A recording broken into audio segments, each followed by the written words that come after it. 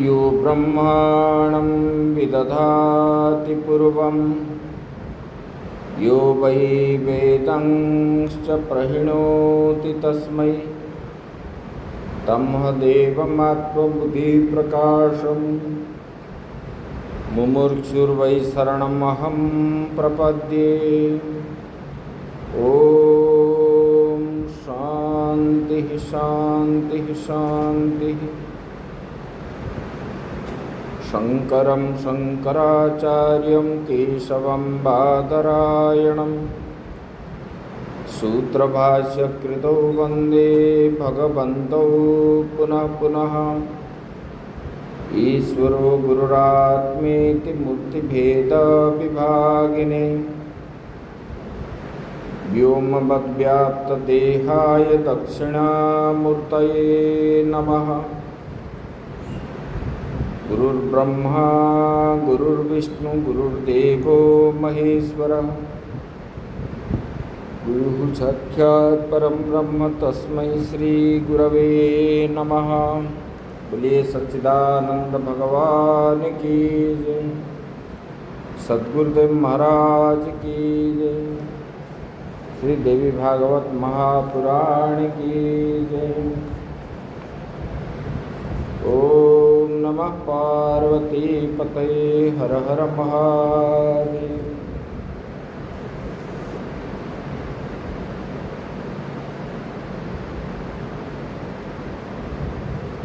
प्रातः स्मरणीय अच्युत्य वंदनीय परम ब्रह्म परमात्मा के श्री चरणों में बार बार नमन।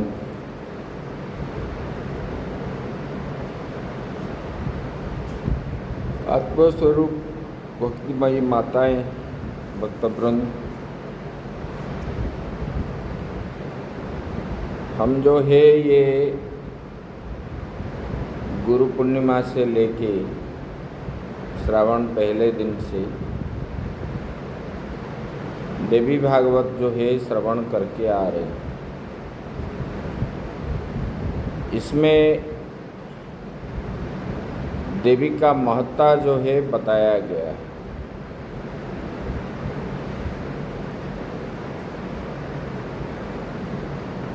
ये देवी से ही ये सारा संसार उत्पन्न हुआ है।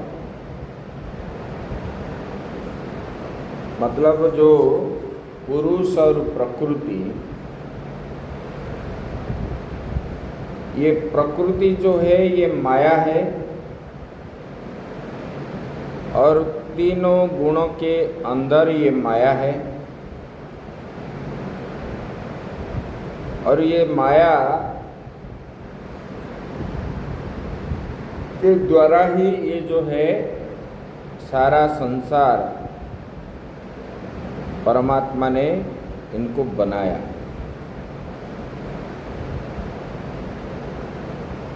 और बताया इसमें से पहले जो है पुरुष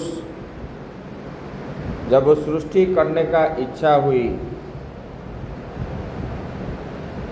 प्रलय के बाद पुरुष जो है दीर्घ समय तक वो सो जाते हैं। जब उनके मन में आता है कि एको हम बहुश्याम, प्रलय के बाद वो अकेले ही रहते हैं, उनका कभी विनाश नहीं है। जब एक से अनेक होने का इनके मन में इच्छा होती है, तब जो है इन्होंने प्रकृति को स्वीकार करते हैं, माया को स्वीकार करके उन्होंने ये सृष्टि का रचना करते हैं। फिर जो है पहले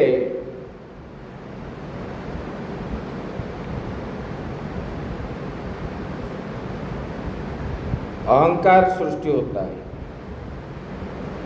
ये अहंकार भी जो है 3 प्रकार के हैं, सात्विक, राजसिक, तामसिक। ये सात्विक से मन आदि बनता है, राजसिक से ज्ञानेंद्रिया, कर्मेंद्रिया ये सब बनता है। उसके बाद ये तन्मात्रा आदि बनते हैं, रूप, रस, गंध, स्पर्श आदि।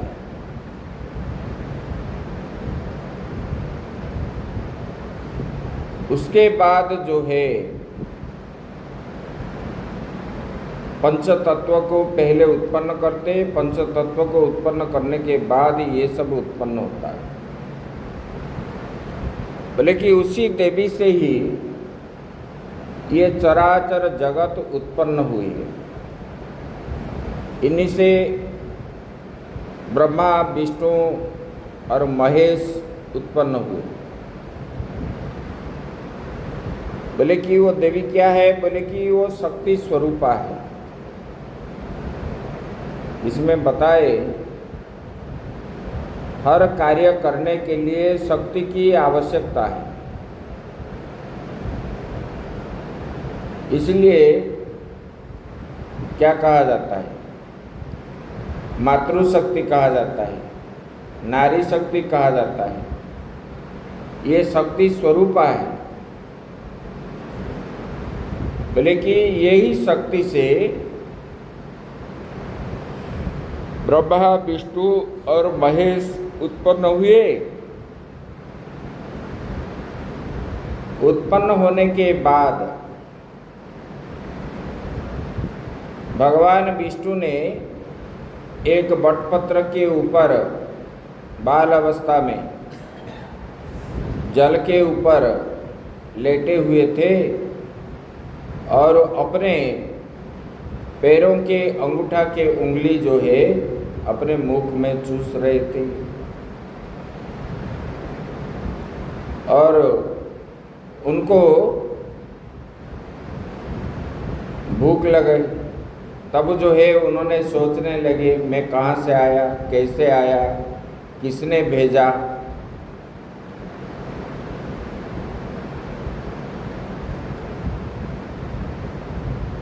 तब जो है उनको देवी का दर्शन हुआ और उसी ने उनको दर्शन देके बोलने लगे, तुम सृष्टि बनाओ। तब जो है भगवान विष्णु ने भगवान माता जी बोलने लगे, बोले कि आप जो है विष्णु रूप है, आप जो है सृष्टि का पालन करोगे, आप जो है ब्रह्मा आदि को उत्पन्न करो। माता जी के प्रेरणा से भगवान ने उत्पन्न किए ब्रह्मा जी को। ब्रह्मा जी भी भगवान के नाभि कमल से उत्पन्न हुए और उन्होंने देखने लगे, कोई है नहीं, मैं कहाँ से आया, कैसे आया, क्यों आया, इस प्रकार। और ये महेश भी उत्पन्न हुए। तब जो है इन लोगों ने ऐसे सोच रहे थे तो माता जी का दर्शन हुआ। जब दर्शन हुआ तब देख करके आनंदित हो गए। आनंदित हो करके उन्होंने, भगवान विष्णु ने माता जी के समीप जा करके उनके पास स्तुति करने लगे। बोले कि हे देवी, आपको बार बार मेरा प्रणाम है। ये चराचर जगत का उत्पन्न का कारण आप ही हो, पालन करने का कारण आप ही हो, संहार करने का कारण भी आप हो। आप स्वयं ब्रह्म स्वरूपिणी हो, परमात्मा से आप अभिन्न हो।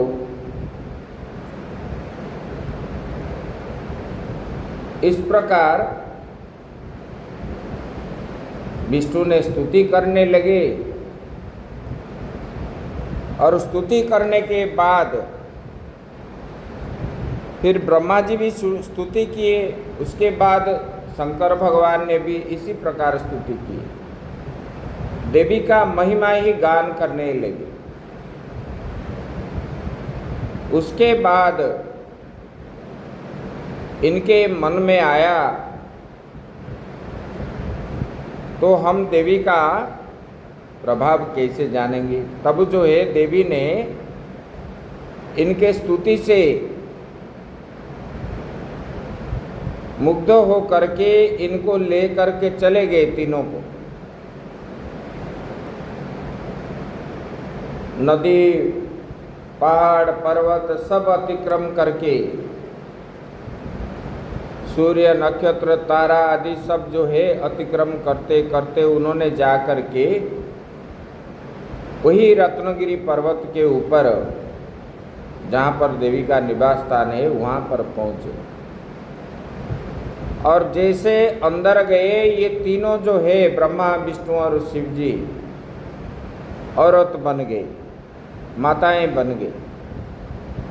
और वो खुद जो है अपने को देख करके आश्चर्य होने लगे। फिर वहाँ पर जो देखे माता के स्वरूप बहुत सारे माताएं हैं और सब जो है ये जो देवी शक्ति रूपा है उनका सेविकाएं हैं। कई हजार जो देवी है। तब वहाँ पर जो है क्या करते हैं वो लोग, बोले कि वही देवी की स्तुति गान करते हैं। कहीं पूजा होती है, कहीं अर्चना होते हैं, कहीं संकीर्तन करते हैं, कहीं जो है देवी का स्तुति ही करने लगते हैं। ऐसे बहुत दिन व्यतीत होने के बाद फिर जो है माता जी ने ये तीनों को अपने अपने स्थान पर भेज दिए। बोले कि जाओ अपने कार्य में लगे रहो। तब जो है ब्रह्मा जी को बोलने लगे तुम सृष्टि करो और मेरा ही चिंतन करके करोगे तब जो है आपको सृजन करने में कोई कष्ट नहीं होगा। तब ऐसा ही करके ये तीनों अपने अपने स्थान में चले गए। जा करके शिव जी जो है कैलाश पर जो ध्यान करते हैं उसी देवी का ही ध्यान करते हैं। विष्णु भगवान ने जोग मुद्रा में जो रहते हैं वही देवी का ही चिंतन करते हैं। और ब्रह्मा जी भी ब्रह्मलोक में जिसका चिंतन करते हैं, तपस्या आदि करते हैं नित्य, वही देवी का ही करते हैं। और वहाँ जा करके ब्रह्मा ने सृष्टि बनाने के लिए उन्होंने सोचने लगे, बनाने से पहले कुछ तपस्या में करूं देवी का। तब जो है उन्होंने तपस्या में बैठ रहे थे और इधर विष्णु भगवान ने क्षीर सागर में अनंत शैया के ऊपर शयन किए थे और सोते उन्होंने जो शयन किए उसी में माता जी का तामसिक शक्ति जो है शरीर के अंदर तमोगुण वृद्धि होने से हमको जो है नींद आती है। तम प्रधान होने के कारण,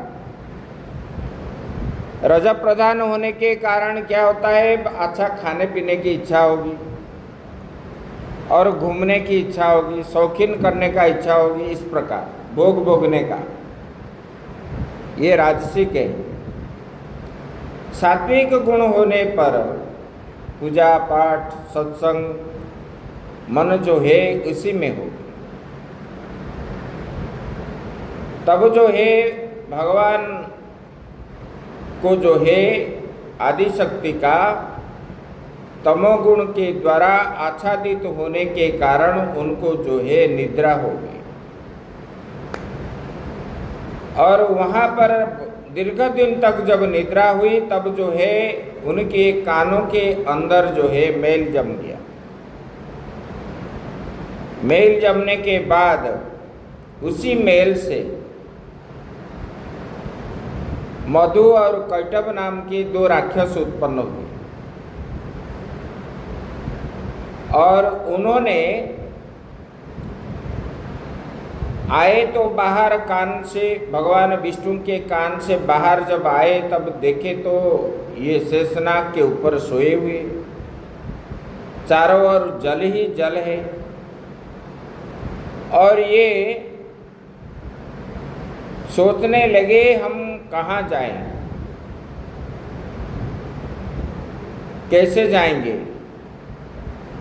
कहाँ पर रहेंगे, हमारे अंदर इतना बल है, हम किसी के साथ युद्ध करेंगे। धीरे धीरे उनका बुद्धि जो है विकसित होने लगा। तब जो है क्षीर समुद्र में वो पार करके भगवान को छोड़ करके जाने लगे, जल के अंदर घूमने लगे, और उनको कोई नहीं मिला युद्ध करने के लिए। तब जो है दोनों बात करने लगे, बोले कि हमारा पिता कौन है, हम कहाँ से आए, कैसे आए, और हमको क्या करना है, हम रहेंगे कहाँ। इस प्रकार मन में विचार आया।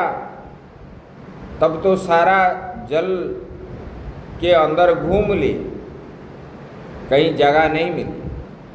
तब जो है ऊपर की ओर देखने लगे, तब ये दोनों मधु और कैटभ जो है ऊपर की ओर जाने लगे। जब गए तब जो है ब्रह्मा जी ध्यान में बैठे हुए देखे, और ब्रह्मलोक में जब पहुंच गए ब्रह्मा जी को देख करके उनको जो है फटकारने लगे। बोले कि तू यहाँ क्यों बैठे, बोले कि इस लोक का अधिकारी तुम नहीं हो, क्योंकि तुम्हारे पास बल नहीं है। अगर यहाँ रहना चाहते हो तो हमारे साथ युद्ध करो। ब्रह्मा जी सोचने लगे ये कहाँ से आ गए, ये कौन है। जब सारा देखने लगे, वो गए ही नहीं, उधर ही रहने लगे, युद्ध के लिए ललकारते हैं। तब जो है ब्रह्मा जी ने तुरंत विष्णु भगवान के पास आ गए, और उनको जितना जगाया वो जो है देवी के शक्ति के द्वारा वो निद्रा में आच्छादित है। तब जो है वो उठे नहीं। तब ब्रह्मा जी को याद आया, अरे ये तो तमोगुण से आच्छादित है। तब जो है उन्होंने देवी को स्मरण किया, बोले कि हे महामाये, आप ही ये संसार का सब कुछ हो। आप जो है 1000 हाथ वाले हो, 1000 पाँव वाले हो, 1000 सिर वाला हो। बोले कि हे माते, आपसे ही ये चराचर जगत उत्पन्न हुआ है, मैं भी उत्पन्न हुआ हूँ, विष्णु महेश आदि हम त्रिदेव आपसे ही उत्पन्न हुए हैं। बोले कि हे माता, आपकी कृपा हम लोगों के ऊपर होने के कारण ही आपके कार्य में हमको आपने नियुक्ति दिया, और हम लोग भी जो कर रहे हैं आपकी कृपा से, आपके प्रेरणा से ही हम कर रहे हैं। बोले कि हे माता, अभी जो है मुझे बड़ा संकट आया है, और आपके तमोगुण से आच्छादित हो करके विष्णु भगवान ने मोहग्रस्त हो, मतलब निद्राग्रस्त अवस्था में है, हे माता कृपा करके आप जगा दीजिए। इस प्रकार ब्रह्मा जी जब स्तुति करने लगे तब माता जी ने अपने तमोगुण को जो है विष्णु से निकाल करके जब ले गए तब विष्णु भगवान जागने लगे। और विष्णु भगवान जब जागे तब जो है ब्रह्मा जी को देख करके बड़े आनंदित हो गए, पूछने लगे क्यों आए, कैसे आए, कब आए। ब्रह्मा जी ने सब बात बता दिए। तब जो है इन्होंने बोलने लगे, दो राक्षस आए हैं और मुझे युद्ध मांग रहे हैं, बोले कि मैं हमारे साथ युद्ध करो। मैं कैसे युद्ध कर सकूंगा। इतने के अंदर ही वो मधु और कश्यप जो है घूमते घूमते वहां पर पहुंच गए। और जब विष्णु भगवान जगे हुए देखने लगे तब जो बोले कि ये ब्रह्मा हमारे युद्ध के लिए नहीं है, ये हमारे से युद्ध करने के लिए ठीक ठाक रहेगा। तब जो है विष्णु भगवान को बोलने लगे कि आप हमारे साथ युद्ध करो। तो भगवान ने उनके साथ युद्ध किए। 5000 साल तक जो है अकेले दिन और रात जो है उन्होंने युद्ध किया। और ये जो है ये दो भाई है, मधु और कैटभ, और भगवान जो है अकेले है। और उन लोगों ने बड़े बलशाली है, उनका जो है प्रभाव बहुत बड़ा था, बल उनके पास ज़्यादा है। तब भगवान ने ना उनसे हारे भी है ना उनसे जीते भी है। और भगवान बोले कि थोड़ी देर के लिए आप विश्राम करेंगे, युद्ध बंद करो। तब दोनों भाई ने बोले आपने थक गए, आपने पहले जन्म में हमारे कितने राक्षसों को आपने वध किया है और हम तो आपको वध ही करेंगे। भगवान ने बोले करोगे कोई बात नहीं है, लेकिन अभी विश्राम चाहिए। बोले कि देखो आप दो है, मैं अकेला हूं। तब जो है भगवान के बात पर वो मान गए और वो जल के ऊपर वो दोनों भी विश्राम करने लगे। और भगवान विष्णु भी बैठ गए और देवी का चिंतन करने लगे। बोले कि हे माता, हे दुर्गे, दुर्गति नाशिनी। बोले कि हे माँ, हे आदिशक्ति, ये जो है ये राक्षस, मैंने इन लोगों के साथ 5000 वर्ष तक जो है युद्ध किया, कैसे ये मरेंगे। तब जो है माता जी ने उनको इशारा कर दिए। फिर जो है भगवान ने उसके बाद उनके साथ युद्ध किए। और माता जी के कृपा से ही ये मधु और कैटभ जो है माता जी के दृश्य देख कर के, रूप को देख करके ये मोहित हो गए युद्ध के समय। तब ये मोहित अवस्था में बोलने लगे, बोले कि हे विष्णु, हम तो दो है, आप अकेले हो, आप बड़े बलशाली हो और आप हमसे जो है वर मांगो। तब जो है भगवान ने बोलने लगे, बोले कि हे मधु और कैटभ, आप बताओ आपका मृत्यु कैसे होगा, और आज ही होगा। तब जो है ये मधु और कैटभ बोलने लगे, हे विष्णु, अगर हमको मारना चाहते हो तो जो है जहाँ पर पृथ्वी है वहीं पर आप मार सकते हो, तब भगवान ने देखे चारों ओर तो जल ही जल है, पृथ्वी है नहीं। तब इन्होंने अपने शरीर को विस्तार किया, इतना विस्तार किया, बहुत बड़ा बना दिया। तब जो है ये मधु और कैटभ के सिर को अपने जांघ के ऊपर रख के उनको अपने सुदर्शन चक्र से बध किया। इस प्रकार मधु कैटभ को वध करने के बाद माताजी ने फिर इनको जो कर्म दिया था वो सब करने लगे। फिर जो है सृष्टि करने का प्रेरणा उन्होंने दिए थे। तो स्वामी जी को बुलाओ, यहाँ बैठा हो, यहाँ पर बैठा हो, यहाँ।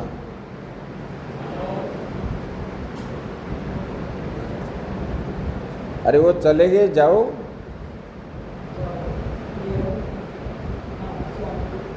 तो जो है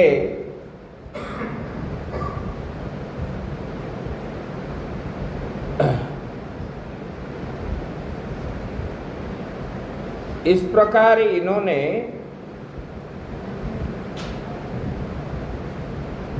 ओम नमो नारायण विराजिए, इधर इधर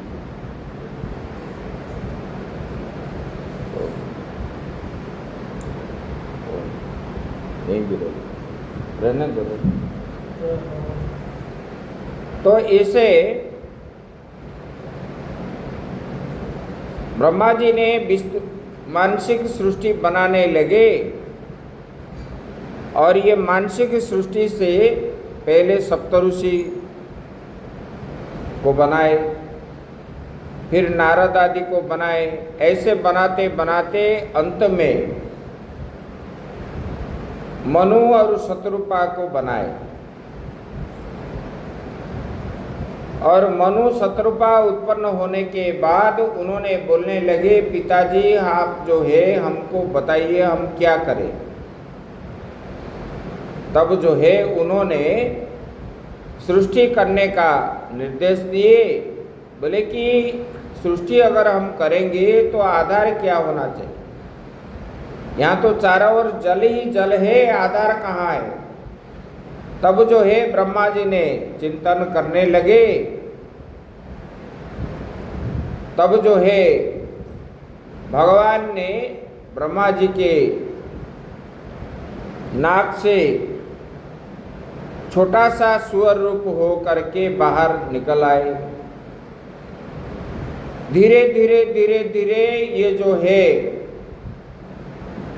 सुअर जो है विस्तृत होने लगे अपना शरीर। तब उन्होंने ये जल के ऊपर छलांग लगाए और ऐसे छलांग लगाए तो वो जल जो है सारा ब्रह्मांड जो है वो जल का छिटका चारों ओर गिरने लगा। और भगवान से गिरा हुआ जल जिनके ऊपर आया वो सब पवित्र हो गए। तब जो है ये वराह भगवान ने सीधा जल के अंदर प्रवेश किए पाताल लोक में। और जहाँ पर राक्षसों ने पृथ्वी को छुपा करके रखे थे, वराह भगवान ने पृथ्वी को निकाल करके ले आए, ला करके जल के ऊपर स्थापना कर दी। जल के साथ पृथ्वी का संबंध है। अद्भ्यः संभृतः पृथिवीरसा च विश्वकर्मणः, वेद में आता है। मतलब ये जल से ही ये पृथ्वी का उत्पन्न हुआ है। तब जो है ये पृथ्वी को लेकर के आते समय राक्षसों ने भगवान के साथ युद्ध करने लगे। भगवान सीधा ले आए, पृथ्वी को स्थापना कर दिए फिर जा करके हिरण्याक्ष के साथ वो युद्ध करने लगे और हिरण्याक्ष को वध कर दिया। इसके बाद मनु और शतरूपा ने देवी का उपासना किया। उपासना करके पृथ्वी में, और उन्होंने बाघ मंत्र का, देवी का जो बाघ मंत्र है वो बाघ मंत्र का सिद्धि करके उन्होंने जो है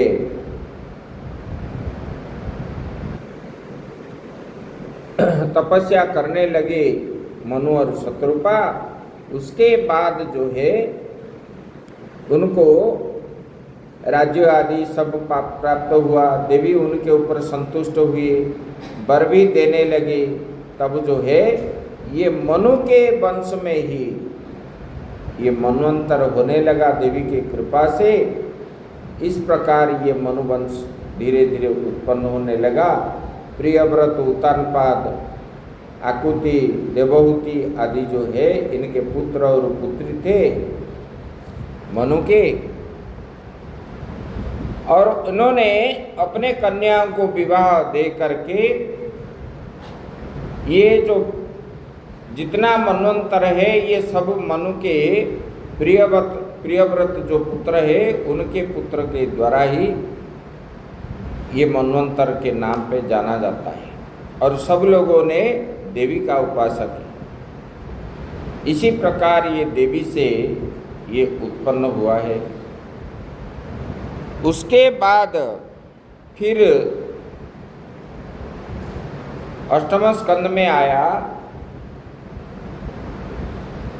ये बोले कि देखो ये पृथ्वी का विनाश होता है, जीव का विनाश होता है, मतलब ब्रह्मा पर्यंत सब नष्ट होते हैं, लेकिन वैकुंठ जो है गोलोक धाम है वो कभी विनाश नहीं होता। बोले कि वहाँ पर गोलोक धाम में वही परमेश्वर परमात्मा जो है कृष्ण के रूप में निवास करते हैं। बोले ये कभी विनाश नहीं होता। वो जो है सबके ऊपर है। बोले कि वही कृष्ण रूपी जो परमात्मा है, बोले कि ये दो भुज वाला है।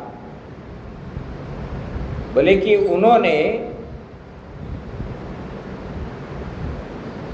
एक बार चिंतन किया, जब माया शक्ति को ग्रहण किया तब जो है उनके हृदय से दो हाथ वाले एक शक्ति उत्पन्न हुई। वही जो है परमात्मा के आह्लादिनी शक्ति है और वही राधा है। और फिर उसी भगवान से उनके बायने कक्ष से लक्ष्मी जी का उत्पन्न हुआ चार हाथ वाले। तब भगवान ने अपने स्वरूप भी वो भी चाहने लगे, जैसे राधा जी परमात्मा की पत्नी बन करके रहने लगे, वो भी चाह रहे थे मैं भी भगवान का पत्नी बनूं। तब भगवान जो है अपने आप को जो है चतुर्भुज बना दिए। तब जो है उन्होंने फिर लक्ष्मी को स्वीकार किया। और यही देवी है जो महिषासुर को वध किए, और उसी देवी ने ही ध्रुमलोचन, चंडमुंड, रक्तबीज, शुंभ और निशुंभ को वध किए। ये देवी का विभिन्न प्रकार रूप है जब किसी के द्वारा ये राक्षस बद्ध नहीं हुए, तब जो है देवताओं ने माता जी का स्मरण करके और माता जी को आविर्भाव करवाए। तब जो है माता जी ने ये राक्षसों का वध किया। बोले कि उसी राधा से ही ये शक्ति स्वरूपिणी है। वो देवी जो है, आदिशक्ति जो देवी है, वो इसका रूप ही राधा है, उसके रूप ही लक्ष्मी है, सरस्वती है, पार्वती है, काली है, चामुंडा है। विभिन्न प्रकार के रूप में ये जिस जिस कार्य करने लगे, उनके हिसाब से जो है इनका अवतार हुआ है, और नाम भी अलग अलग है लेकिन एक ही है। बोले कि देखो वो दैवी शक्ति जो है, जितने देवियां हैं वही शक्ति स्वरूपा है, और जितने माताएं भी है, नारी जो है मर्त्य में, वो भी शक्ति रूपी है, शक्ति स्वरूपिणी। इसलिए तो मातृशक्ति बोला जाता है, नारी शक्ति बोला जाता है। तो इसी प्रकार बोले कि ये देवी से भिन्न कुछ नहीं है इस जगत में, इसलिए देवी का ही उपासना करना चाहिए। बोले कि यही देवी जो है गायत्री है, यही देवी जो है दुर्गा है, यही देवी मनसा देवी है, यही देवी सावित्री है, आप सब सुन चुके हो। और यही सीता है, इस प्रकार सब वर्णन आया। बोले कि देखो देवी को जो विस्मृति होने वाले लोग जो होते हैं, उनको जो है पीड़ा पहुंचती है, रोग दुख आदि से पीड़ित होते हैं। बोले कि पहले जन्म में देवी का इन्होंने भजन नहीं किया। बोले कि इसी लोक में जिनको सुख समृद्धि आदि प्राप्त होती है, बोले कि इन्होंने पहले जन्म में देवी का उपासना आदि किया है, इसकी वजह से। बोले कि ये नवाक्षरी मंत्र को जो जाप करता है, देवी का सप्तशती पाठ करता है, उनको जो है नित्य ये सब करता है, उनका पूजन करता है। जैसे कि आप देखे होंगे, जैसे नवरात्र में मनसा देवी की पूजा की जाती है, सुबह जा करके माता जी को पहले अर्चन किया जाता है, स्नान आदि करा जाता है, वही महास्नान है। षोडशोपचार पूजा से उन्हीं को स्नान किया जाता है। उसके बाद माता जी का वो स्नान जो होता है ना, वो चरणामृत पान करने से बहुत प्रकार के बीमारी से मुक्त होते हैं, और उनको अपने शरीर के अंदर तेल जैसे हम लगाते हैं, इसी प्रकार लगाने पर चर्म रोग आदि भी नहीं होते। बहुत सारे चीज है उसमें। तो उसको जो है इस प्रकार महात्म्य देवी का बताया गया है। देवी का कलश जो बैठता है ना, बोले कि वो कलश का जल जो है पूर्णाहुति के बाद जिनको संतान आदि नहीं होता है, वो जल स्नान करने पर उनको संतान की प्राप्ति भी होती है। ऐसे मतलब 9 दिन का व्रत रख करके उनको स्नान करना चाहिए। देवी का महात्म्य इस प्रकार का है। बोले कि इसी देवी ने ही ये जगत की हर समय धर्म रक्षा करने के लिए यही है। बोले कि राक्षस रूप में रावण आदि जो उत्पन्न हुए, बोले कि देखो सब प्रकार के सामर्थ्य होने पर भी ईश्वर जो है, भगवान राम कृष्ण आदि जो है, इनको भी मानव योनि में जाना पड़ता है प्रारब्ध कर्म जो है भोगने के लिए। बोले कि उनको भी नरक यंत्रणा आदि भोगना पड़ता है, और उन्होंने भी ये देवी का आश्रय लेकर के ही वो अंत में देवी से ही लीन होते हैं। बोले कि देखो, ईश्वर होने पर भी भगवान राम ने सब कुछ भूल गए। बोले कि जब माया मृगों को देखने लगे तब जो है माया मृग के पीछे दौड़ने लगे। बोले कि जो माया के पीछे दौड़ता है उसी को जो है दुख ही प्राप्त होता है। तब जो है सीता जी को रावण ने ले लिया। तब जो है भगवान ने वहां पर आए, आकर के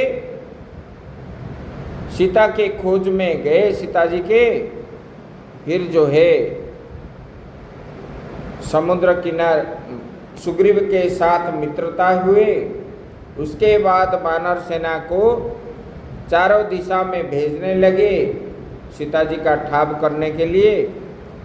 तब जो है दक्षिण दिशा की ओर हनुमान जी आदि गए, और वहाँ वापस होने के बाद फिर भगवान ने दक्षिण दिशा की ओर जाने लगे।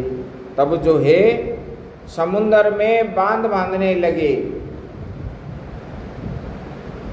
भगवान ने बताए सीता जी को, बोले कि आपकी वजह से मैंने जो है ये बांध बांधा समुद्र में, आपके स्मृति के लिए।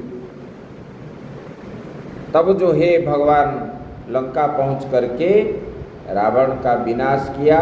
कैसे विनाश किया? ये देवी का उपासना करके ही उन्होंने किया। उन्होंने अगस्त्य ऋषि के द्वारा नवरात्रि पूजन किया, ये शारदीय नवरात्रि। दशहरा के दिन जो है रावण का वध हुआ, भगवान ने ही किया। बोले कि ये देवी का आश्रय लेकर के जो कर्म करता है उनका कर्म जो है और सुगम हो जाता है और सफल भी बनता है। इसलिए ये कलियुग में जो देवी का उपासक है और देवी का जो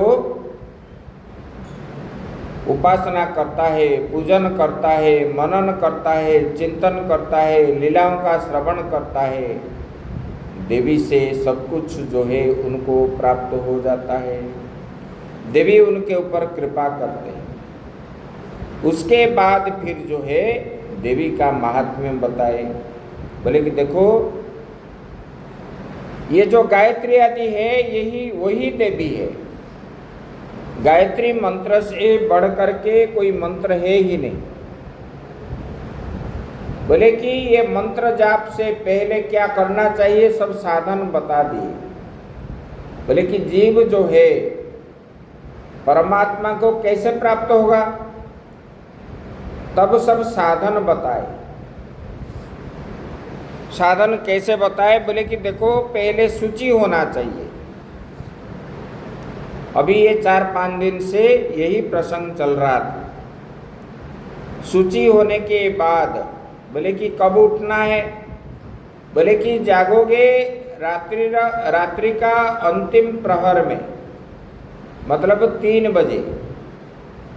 3 बजे जाग करके पहले शुचि होना चाहिए, शौचादि कर्म होना चाहिए। उन्होंने उसी में भी बता दिया, हाथ को कैसे साफ करोगे, पैरों को कैसे साफ करोगे, मलमूत्रादि त्यागने के बाद फिर जो है किस प्रकार शुचि होना चाहिए, आप लोग सुन चुके। उसके बाद जो है कुला के पद्धति भी बताए। फिर जो है दांतुन करना वो भी बताए। वो भी एक जगह में बैठ करके ही दातुल करना चाहिए, घूम घूम करके नहीं करना चाहिए इधर उधर कर, क्योंकि वो दातुल के जो गिरा हुआ थूक जो है जहाँ पर गिरेगा वो अपवित्र है, जिनको लगेगा दोष जो है अपने को ही लगेगा। इसलिए एक स्थान में बैठ करके ब्रश करके या दातुल करके वहीं पर जल डालना चाहिए। और जो है बोले कि उसके आने के बाद भस्म धारण करना चाहिए। भस्म धारण नहीं करने से उनको दोष लगता है, बोले कि देखो ये भस्म जो है ये शांति का प्रतीक है भस्म। और त्रिपंडु जो हम लगाते हैं, ये त्रिपंडु क्या है, बोले कि इसमें आया बोले कि ब्रह्मा विष्णु महेश का स्वरूप है। और अपने अंदर जो बिंदी लगाते हैं बोले कि यही शक्ति रूपा है, आज्ञा चक्र में जो लगाते हैं। बोले कि ये बिना त्रिपंडु से जो संध्या बंदन आदि करता है, संध्या बंदन का फल नहीं मिलता उनको। इसलिए संध्या करना चाहिए। बोले कि सूर्य उदय से पहले जो संध्या करता है वो उत्तम संध्या है।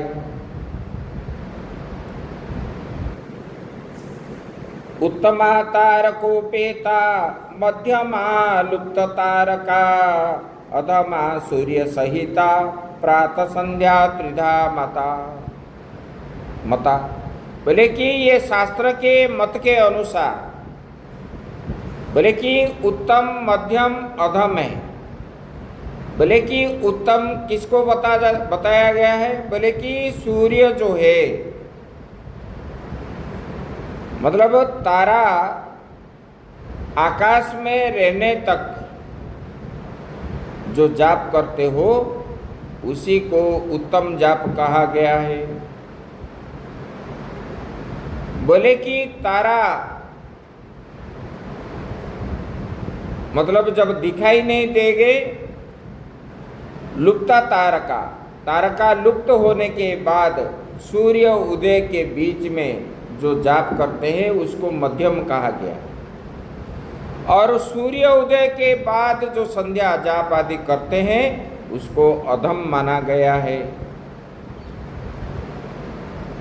ये सुबह का। और मध्याह्न का जो है जो 3 संध्या करने वाले बोले कि ठीक 12 बजे करनी चाहिए। और शाम के समय जो है सूर्य अस्त होने से पहले उत्तम माना गया है। और सूर्य दिखाई नहीं दिए, तारा का आविर्भाव इस बीच में जो करता है वही मध्यम है। और तारा दिखने के बाद जो संध्या करता है वो अधम माना गया है। इसलिए सूर्य उदय से पहले ही ये संध्या बंदन आदि करना चाहिए। ये संध्या उपासना का विधि बताया गया। बोले कि विप्रो वृक्ष मूलकान्यत्र संध्या। बोले कि ये संध्या जो है ब्राह्मण वैश्य और क्षत्रिय के लिए ये कहा गया है। बोले कि इसमें जो करता है वही वृक्ष है। संध्या जो है, जो संध्या हम करते हैं जाप आदि, बोले कि इसका जड़ है, ये वृक्ष का जड़ जो है ये संध्या है। बोले कि वेद जो है इनके शाखाएं हैं, जो 4 वेद हैं। और बोले कि ये सभी जो है धर्म और कर्म जो हम करते हैं ये वृक्ष के पत्ते हैं। बोले कि प्रयत्न के साथ जो है मूल अर्थात संध्या की ही रक्षा करनी चाहिए। बोले कि ये जो है मूल के, क्योंकि मूल कट न जाए, मूल कट जाने पर ही वृक्ष जो है ना रहता है। बोले कि ना शाखा भी रहता है, ना धर्म रहेगा। इसका मतलब है धर्म के बल पर ही सब लोग टिकते हैं, पृथ्वी भी टिकता है, और जो ये सूर्य चंद्र तारा हम लोग ये सब धर्म के बल पर। अगर हम धर्म संग्रह नहीं करेंगे तो जो है हम रहेंगे कैसे, विनाश हो जाएगा। लेकिन आजकल क्या बोलते हो, पैसा नहीं होगा तो हम कैसे जिएंगे। पैसा के पीछे दौड़ते हैं, धर्म के पीछे कम दौड़ते हैं, है कि नहीं। धर्म होने पर ही जीव जो है, धर्म के आधार पर ही ये बढ़ता है। संध्या ये न विज्ञाता संध्या ये नानुपासिता जीवमानो भवेत् क्षुद्रो मृतस्वा चैव जायते। बोले कि जिनको संध्या का ज्ञान नहीं है और जिन्होंने संध्या किया ही नहीं, बोले कि वो जो है जीते जी शूद्र के समान है, और वो क्या है, मृत्यु के अनंतर वो जो है कुत्ते के योनि में वो जन्म लेता है। कुकर शुकर आदि योनि में उनको जाना पड़ता है। बोले कि इसलिए ये संध्या उपासना आदि करना चाहिए। बोले कि ये संध्या क्या है, बोले कि ये संध्या उपासना देवी का उपासना है। देवी के सानिध्य में ही तीनों काल में, मतलब प्रातः मध्याह्न और सायंकालीन, ये संध्या करनी चाहिए। और वो जो है देवी अनंत फल प्रदान करने वाली है, संध्या उपासना करने वाली। बोले कि संध्या के द्वारा ही जो संध्या करता है उनको जो है शाक्त बोलते हैं, शैव है, ये शाक्त है, मतलब शक्ति स्वरूप है। और संध्या करने के कारण ही उनको सब प्रकार के शक्ति प्राप्त होती है। देखो विश्वामित्र ने राजर्षि थे और जाप के माध्यम से उन्होंने जो है बाद में ब्रह्मर्षि बन गए। पहले क्या है, राजा थे, उन्होंने भारी क्रोधी थे, उन्होंने राजर्षि से ब्रह्मर्षि बन गए। किसके कारण, ये तपस्या के कारण, जाप जप ध्यान आदि के कारण। ये विभिन्न दृष्टांत दिए हैं। आजकल भी है, आजकल नहीं ऐसा नहीं है, उस समय था अभी नहीं है, अभी भी है। बोले कि ये भजन होने पर ही भोजन मिलता है और अच्छा भाव से लोग रहते हैं, इसके कारण। बोले कि ये शक्ति का उपासक है, उपासना है, इसी को करना चाहिए। बोले कि सभी को, एक को नहीं है, जो नहीं करने के कारण ही जीव जो है नाना जोनि भटकता है और विभिन्न प्रकार के दुख कष्ट आदि से पीड़ित होता रहता है। बोले कि पहले बैठ करके, बोले कि संध्या कैसे करना चाहिए, बोले कि भगवान के 24 नाम को लेना चाहिए। केशव नारायण माधव गोविंद विष्णु मधुसूदन त्रिविक्रम ब्राह्मण श्रीधर ऋषिकेश, इसी प्रकार जो है इसमें क्या लगाओगे, पहले ओंकार लगाओगे, बाद में स्वाहा लगाओगे। ओम केशवाय स्वाहा, ओम नारायणाय स्वाहा, ओम नृसिंहाय स्वाहा। इसी प्रकार ये जोड़ करके जल का प्राशन करना चाहिए, आचमन करना चाहिए 26 बार। फिर जो है सब अंगों को न्यास करना चाहिए। जैसे हम करते हैं प्राणायाम स्वाहा, अपानाय स्वाहा, व्यानाय स्वाहा, उदनाय स्वाहा, इसी प्रकार सब अंगों को करना चाहिए। करने के बाद फिर जो है प्राणायाम करना चाहिए। ये जो नहीं करता है संध्या उपासना, उनको नरक में जाना पड़ता है। अभी क्या है, आप लोग प्रश्न बोलते हो ना बीच बीच में, क्या बोलते हो? बोले कि जो लोग कुछ नहीं करते वो तो आनंद में रहते, हम करते हैं तो हम दुखी होते हैं। अरे वो आनंद में जो रहते हैं पहले किया हुआ कर्म के कारण इसी जन्म में जब तक वो है, जैसे कि मान लो आपके पास बैलेंस है, बैलेंस जब तक नहीं खत्म होता तब तक आप खर्चा करते रहते हो। जब बैलेंस खत्म हो जाता है तब कहाँ से लाओगे खर्च करने के लिए? तो इसी प्रकार पहले जो किया हुआ जो है पुण्य, वो पुण्य पहले के किया हुआ पुण्य के फल पर ही इन्होंने इसी जन्म में सुख समृद्धि को प्राप्त होती है। चाहे कितना भी कुकर्म करे, जब उनका कुकर्म का घड़ा जब तक नहीं भरता है तब तक उसको दुख नहीं मिलता। जब कुकर्म का घड़ा भर जाएगा तब तक जो है, एक बार क्या हुआ, नारद जी भगवान को बोलने लगे, भगवान आप तो यहाँ वैकुंठ में बैठ बैठ करके सुदर्शन को भेज देंगे तो वो राक्षस मर जाएंगे, फिर आप अवतार क्यों लेते हो? बोले कि अरे यहाँ बैठ करके राक्षस को उन्होंने बोले कि अभी मार दो। बोले कि अभी कैसे मारेंगे? जब तक उनका पुण्य क्षीण नहीं होता और पाप का वृद्धि नहीं होगी तब तक जो है कोई भी इनको मार नहीं सकता। स्वयं जमराज भी जो है उनको मार नहीं सकता। एक क्षण भी अगर उनको जीने का समय है उसको कोई भी ले नहीं सकता है और कोई भी मार भी नहीं सकता है।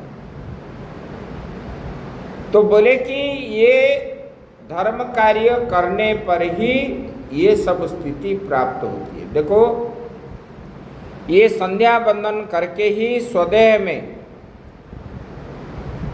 ये लोग जो है स्वर्ग आदि ब्रह्मलोक तक भी जाते थे। और ये ब्रह्मलोक को प्राप्त, गोलोक मतलब विष्णु लोक को प्राप्त होते थे मरने के बाद। ये जो है क्रम मुक्ति उनको मिलता था। किसी किसी को जो है सद्यो मुक्ति मिलता है। इसी प्रकार ये देवी का उपासना जो करते हैं उनको तो इतरोत्तर जो है उनके जीवन में आनंद ही आनंद है। इसलिए ये गायत्री भी ये देवी है, वही महाकाली है, वही महासरस्वती है, वही महालक्ष्मी है। ये गायत्री है, ये सावित्री भी है। यही एक शक्ति ही सब कुछ है और ये शक्ति से ही ये चराचर जगत उत्पन्न हुआ है। ये प्रतिपादन इसी में कहा गया है और वेद में भी आता है। इसलिए देवी को जो है बलि आदि नहीं चढ़ा जाता है, शुद्ध सात्विक भाव से ही उनको जो है पूजन किया जाता है। देवी को कभी बलि नहीं दी जाती। बोले कि ये बलि का ये नहीं है, क्योंकि ये जो है सारा चराचर जगत का हमारा ही माँ नहीं है। चिंटी से लेकर के ब्रह्मा तक जो है ये सबके माँ है।